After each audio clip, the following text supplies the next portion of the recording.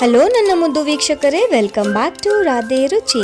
ಇವತ್ತು ನಾವು ನೆಲ್ಲಿಕಾಯಿ ತಂಬುಳಿ ಮಾಡೋದು ಹೇಗೆ ಅಂತ ನೋಡೋಣ. ಬಾಣಲಿ ಕಾದಿದೆ. ನಾನು 1 ಸ್ಪೂನ್ ಅಷ್ಟು ಮೆಣಸು ಹಾಕೋತಾ ಇದ್ದೀನಿ.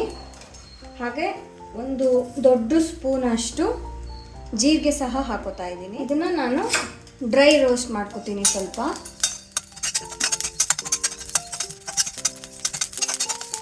ನೋಡಿ ಆಗಿದೆ. ತುಂಬ ಮಾಡಿಕೊಂಡ್ರೆ ಸೀದೋಗ್ಬಿಡತ್ತೆ. ಇವಾಗ ಇದಾಗಿದೆ.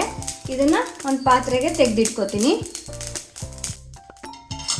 ಈಗ ಇದೇ ಬಾಣಲಿಗೆ 1 ಸ್ಪೂನ್ ಅಷ್ಟು ನಾನು ತುಪ್ಪ ಹಾಕೋತಾ ಇದ್ದೀನಿ. ಇಲ್ಲಿ ನಾನು 1 ಮುಷ್ಟಿಯಷ್ಟು ನೆಲ್ಲಿಕಾಯಿನ ಸ್ವಲ್ಪ ತುಪ್ಪ ಹಾಕ್ಬಿಟ್ಟು ಫ್ರೈ ಮಾಡ್ಕೋತಾ ಇದ್ದೀನಿ.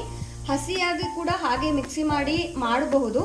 ಸ್ವಲ್ಪ ಈ ಥರ ಫ್ರೈ ಮಾಡಿಕೊಂಡ್ರೆ ಸ್ವಲ್ಪ ರುಚಿಯಾಗಿ ಘಮ ಜಾಸ್ತಿ ಇರುತ್ತೆ. ಅದಕ್ಕೋಸ್ಕರ ಈ ಥರ ಒಂಚೂರು ತುಪ್ಪ ಹಾಕಿ ಸ್ವಲ್ಪ ಬಿಸಿ ಮಾಡ್ಕೋತಾ ಇದ್ದೀನಿ. ಒಂಚೂರು ಆಗಿದೆ. 1 ಬಟ್ಲಷ್ಟು ಕಾಯಿ ಪೀಸ್ನ ಹಾಕೋತಾ ಇದ್ದೀನಿ. ನೀವು ಕಾಯಿ ತುರಿ ಕೂಡ ಹಾಕೋಬೋದು. ನಾನು ಈ ರೀತಿ ಚಿಕ್ಕದಾಗಿ ಮಿಕ್ಸಿ ಮಾಡ್ತಾ ಇರೋದ್ರಿಂದ ಈ ರೀತಿ ಚಿಕ್ಕದಾಗಿ ಹೆಚ್ಚಿ ಹಾಕ್ಕೊಂಡಿದ್ದೀನಿ. ಇದನ್ನು ಕೂಡ ಒಂದು ಸ್ವಲ್ಪ ಬಿಸಿ ಮಾಡ್ಕೊಳ್ಳೋಣ. ಈಗ 1-2 ನಿಮಿಷದಿಂದ ಇದು ಫ್ರೈ ಆಗ್ತಾ ಇದೆ. ಈಗ ನಾನು ಒಂಚೂರು ಕರಿಬೇವು ಹಾಕೋತಾ ಇದ್ದೀನಿ. ಇದು ಫ್ರೈ ಆಗಿದೆ.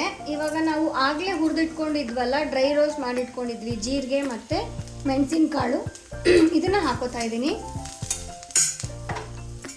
ಇವಾಗ ಸ್ಟವ್ ಆಫ್ ಮಾಡಿಬಿಡ್ತೀನಿ. ಇದು ಸ್ವಲ್ಪ ಬಿಸಿಯೆಲ್ಲ ಆರಲಿ. ಇದು ಆರಿದೆ. ಈಗ ಇದನ್ನು ಮಿಕ್ಸಿ ಜಾರ್ಗೆ ಹಾಕ್ಕೊಂಡು ಸ್ವಲ್ಪ ನೀರು ಹಾಕ್ಕೊಂಡು ರುಬ್ಕೋಬೇಕು. ನುಣ್ಣಗೆ ಮಿಕ್ಸಿ ಮಾಡ್ಕೊಂಡ್ಮೇಲೆ ನೋಡಿ ಈ ರೀತಿ ಕಾಣಿಸ್ತಾ ಇದೆ. ನಾನಿಲ್ಲಿ ಜಾಸ್ತಿ ನೀರು ಹಾಕ್ಕೊಂಡಿಲ್ಲ, ಯಾಕಂದರೆ ನಾವು ಆಮೇಲೆ ಮೊಸರು ಅಥವಾ ಮಜ್ಜಿಗೆ ಹಾಕ್ಕೊಳ್ತಾ ಇರೋದ್ರಿಂದ ಇದನ್ನು ಸ್ವಲ್ಪ ನೀರು ಹಾಕ್ಕೊಂಡು ಗ್ರೈಂಡ್ ಮಾಡ್ಕೋಬೇಕು. ರುಬ್ಬಿಟ್ಕೊಂಡಿರೋ ಅಂಥದ್ದನ್ನು ನಾನಿಲ್ಲಿ ಒಂದು ಬೌಲ್ಗೆ ಹಾಕೋತಾ ಇದ್ದೀನಿ.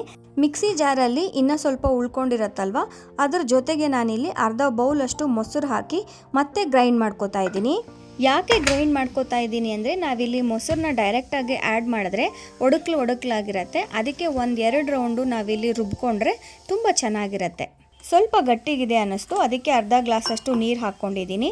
ನಿಮಗೆ ಎಷ್ಟು ತೆಳ್ಳಗೆ ಬೇಕೋ ಅಷ್ಟು ನೀರನ್ನ ನೀವಿಲ್ಲಿ ಆ್ಯಡ್ ಮಾಡ್ಕೋಬೋದು. ಸಾಸಿವೆ, ಜೀರಿಗೆ, ಇಂಗು, ಅರಿಶಿನ ಮತ್ತು ಕರಿಬೇವು, 1 ಸ್ಪೂನ್ ತುಪ್ಪಕ್ಕೆ ಇಷ್ಟು ಒಗ್ಗರಣೆ ಹಾಕಿದ್ದೀನಿ.